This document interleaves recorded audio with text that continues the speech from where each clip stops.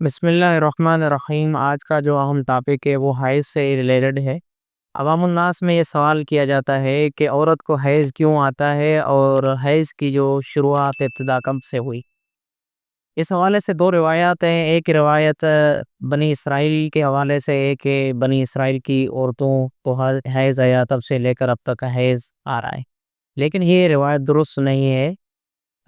اس کو محدثین اور ائمہ کرام نے رد کیا ہے۔ جو درست روایت ہے وہ یہی ہے کہ رسول اللہ صلی اللہ علیہ وآلہ وسلم نے حضرت بی بی عائشہ صدیقہ رضی اللہ تعالی عنہا کو فرمایا، ان ھذا شیء کتبہ اللہ علی بنات آدم، یہ وہ چیز ہے جس کو اللہ تبارک و تعالی نے حضرت آدم کی بیٹیوں پر لکھا ہے، اور اس کی ابتدا حضرت حوا سے ہوئی جب انہوں نے شجر بغلوا کا پھل کھایا، تب سے یہ شروعات ہوئی۔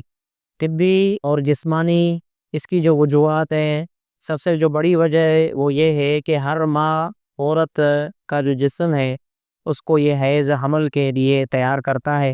اگر حمل نہ بھی ٹھہرے تو زائد خون کی صورت میں وہ باہر آ جاتا ہے۔ عورت کا جو ہارمون سسٹم ہے وہ بھی بہتر ہوتا ہے۔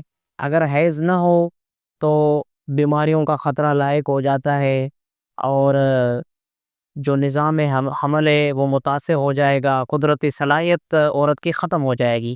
سمجھنا چاہیے کہ اللہ تبارک و تعالیٰ کی جو وضع کردہ چیزیں ان میں حکمت ہوتی ہے، جیسے فعل الحکیم لا یفرع عن الحکمت ہے، اللہ کا جو کام ہے وہ حکمت سے خالی نہیں ہوتا ہے۔